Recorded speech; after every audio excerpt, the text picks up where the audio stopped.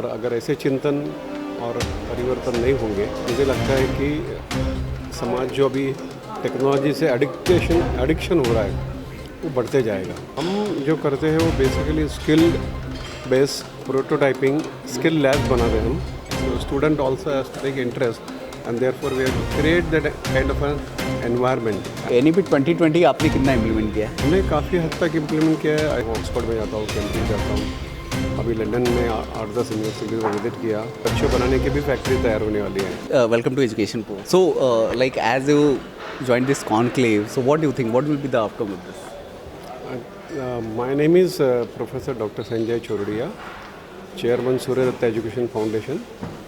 I've been a pioneer member of this EPN and also the IIRF and FWA. Outcome of this Industry Institute Academia Conclave. Basically, I feel it's a festival of enriching association for strong bonding.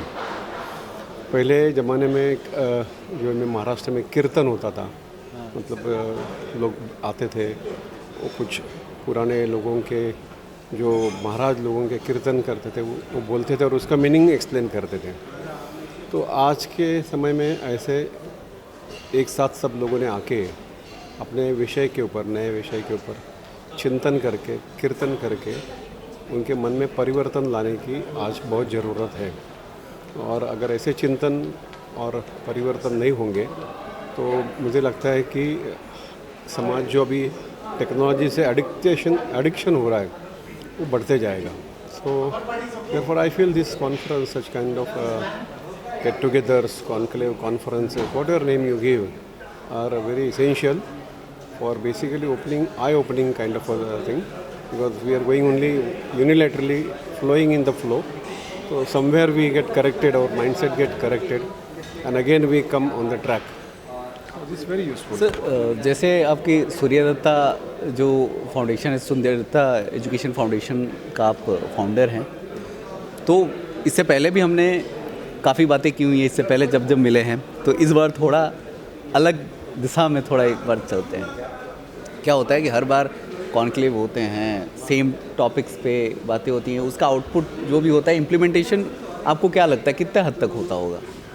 Implementation percentage will vary from the person who has come here to listen, to understand and then implement. If he is an authority, or even though if he is not an authority, how much dedicatedly with full focus he has attended the conference, and then how much burning desire he has to implement the same in the interest of the organization, in the interest of the overall development of the organization, its staff members, students, alumni and stakeholders. All depends upon the individual who has attended. Basically, if you decide, if there is a burning desire to implement this in phased manner, consistently, with full focus and dedication, the implementation can be 100% also. ऐसे conclave की और कितनी आवश्यकता है? मेरे हिसाब से ऐसे कॉन्क्लेव तो होते रहते हैं सब जगह, ऑल ओवर इंडिया में होते हैं, अब्रॉड होते हैं। मैं कई सारे कॉन्क्लेव अटेंड करता हूँ, तो मेरे हिसाब से इसकी ज़रूरत अभी ज़्यादा है, because everybody is on net और इन विद टेक्नोलॉजी। तो पर्सनल मीट, जैसे अभी मुरली मनोहर जोशी साहब ने भी बताया कि ह्यूमन टच या जो एक कंसर्न होनी चाहिए, बिलोंगिंगनेस होना चाहिए, वो कहीं ना कहीं कम होते जा रहा है। तो ऐसे कॉन्फ्रेंस के माध्यम से डेफिनेटली वो बदलाव आ रहा है। यहाँ आने के बाद जैसे आज मुरली मनोहर जोशी जी को सुना, तो टेक्नोलॉजी कितनी घातक हो सकती है, उसके दुष्परिणाम कितने हो सकते हैं। When capital and technology meet, he said there will be विध्वंस काइंड ऑफ अ थिंग। तो हाँ, डेफिनेटली ऐसे कॉन्फ्रेंस में आके ऐसे प्रमुख वक्ताओं को सुन के कहीं ना कहीं हम उस एडिक्शन से थोड़ा पीछे हटेंगे। कहीं अगर गलत रास्ते में जा रहे तो एक बार 10 बार सोचेंगे। तो मेरे हिसाब से रेगुलर होनी चाहिए कॉन्फ्रेंस। अच्छा, कॉन्क्लेव्स तो कंटिन्यू होते रहते हैं, आप जैसे कई सारे लोग विजिट करते हैं, उसके बाद क्या होता है, लेकिन सबसे बड़ा लैकिंग जो देखा जाता है वो स्टूडेंट साइड्स में देखा जाता है। कई बार उनको हम लोग कॉन्क्लेव में आके बड़ी सारी बातें करते हैं, लर्निंग एंड डेवलपमेंट्स की बातें करते हैं, टीचिंग पैडागॉजी चेंज की बातें करते हैं, NEP 2020 को इम्प्लीमेंट करने की बातें करते हैं, लेकिन स्टूडेंट को कैसे स्टडीज़ के तरफ, स्टडी मटेरियल की तरफ अट्रैक्ट करें, उसके लिए प्लानिंग, प्रीपोजिशंस कैसे हो रहे हैं, स्पेशली आप कैसे कर रहे हैं?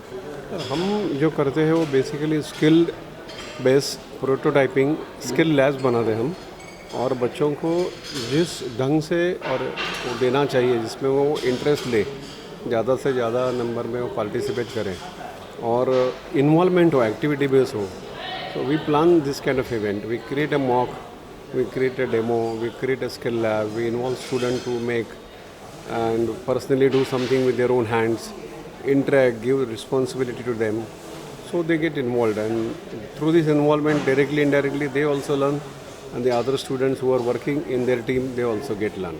And they also know where we stand today and what is my potential, what is my colleague potential. So learning from peers also happens. So this is the trigger point to start something, and then it is up to us, because you cannot come to the college and do this, है ना? जैसे if we want to improve our own health, we have to do exercise, we have to do diet our own. Nobody is going to feed you everything. So student also has to take interest, and therefore we have to create that kind of an environment, ambience, so that student come on the campus and they get involved. अच्छा, NEP 2020 आपने कितना implement किया है? तो हमने काफ़ी हद तक इम्प्लीमेंट किया है. ऐसा बोल सकते कि जो मेट्रो के लिए जो लागू है हुआ है वो automatically, because we are Pune university affiliated institute, we are no option but to implement maybe credit transfer, multiple entry, multiple exit, multidisciplinary courses, interdisciplinary courses, Indian knowledge systems, then regional languages like Marathi, Sanskrit वो हमने implement किए, foreign language किए, sports in education लाया है हमने. बाद में everyday yoga, हम योगा मेडिटेशन ये हम करवाते हैं बच्चों से, फैकल्टी भी करते हैं, और उसके डेली रिपोर्ट्स भी हम लेते हैं. And I think we have implemented to the best of our ability and knowledge, we have implemented what is required as on 2025. अच्छा, और एक चीज़ है, क्या है कि अभी एप्लीकेशंस हो गए, AI हो गया, ये तकरीबन 5 साल में बहुत सारे बन गए, AI टूल्स बन गए हैं, एप्लीकेशन मोड पे ई-कॉमर्स प्लेटफॉर्म में बहुत सारे ब्रांड्स आ गए हैं. अच्छा, ये था 5 साल के अंदर की बात, 10 साल के अंदर की बात. आने वाले 10 साल में आप मतलब क्या लगता है कि और किस टाइप के चेंजेस देखने को मिलेंगे? आने वाले 10 साल में जैसे अभी सर ने बताया, हम मुरली और विश्व सर ने, कि काफ़ी चेंजेस आ रहे हैं. और मैं भी जब वर्ल्ड वाइड जो यूनिवर्सिटीज़ में जाता हूँ, ऑक्सफोर्ड में जाता हूँ, कैम्ब्रिज जाता हूँ, अभी लंदन में 8-10 यूनिवर्सिटी को विजिट किया, काफ़ी चेंजेस आ रहे हैं. मतलब उनके R&D लेवल पे number of changes have happened, and lot of artificial use of lot of artificial intelligence is increasing day by day. ऐसा बोला जाए तो बच्चों बनाने की भी फैक्ट्री तैयार होने वाली है. तो it is beyond our imaginations, we can not even think कि आने वाले समय में क्या होने वाला है. Though everybody knows, if you go on net and see the upcoming innovations and inventions which are going to come or which are under process. So you will see all that, which is all beyond imaginations. So I am not the authority on this, so I don't want to discuss on this. अच्छा, foreign institution में आप visit कर रहे हैं, अब यहाँ पे Indian institution में भी कई सारे विज़िट करते हैं, कोर डिफरेंस क्या देखने को मिलता है? वहाँ बेसिकली R&D के ऊपर और इन्वेंशंस, इनोवेशंस, रिसर्च के ऊपर ज़्यादा फोकस है. They develop something, they make some product, and the same project what they are taking for development, that gets carried forward. Even the student passed out, the next batch will join, they will work with the research professor and they will complete that research. And for that industry participation is at very high level. So almost you can see that university is like an industry only, because आधे से ज़्यादा वहाँ पे workshops होते हैं और research and development department होते हैं, काफ़ी सारी मशीनरी होती है. तो the corporate support, and all these corporates are the alumni, majorly they are the alumni of the same university, and they have a legacy of 300, 400, 500 years. So definitely with that thing and support from the government, and maybe because of their own very good economic power, they can do this. But having said that, Indian government also can do that, and they are doing it at an institution of national importance like IITs and IIMs and ICER, etc. So the changes are happening in India also. Sir, any suggestion for young generation?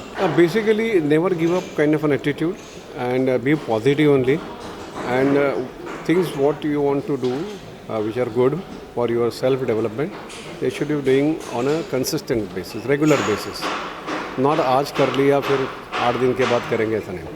Should make that as your habit, and for that discipline is very important. The discipline of only not time management but discipline in everything. Whatever you decide, you have to do it on a regular basis. Maybe it is for 10 minutes or 20 minutes, but the consistency has to be there. Thank you so much for your time and patience, sir. It's nice to talking with you.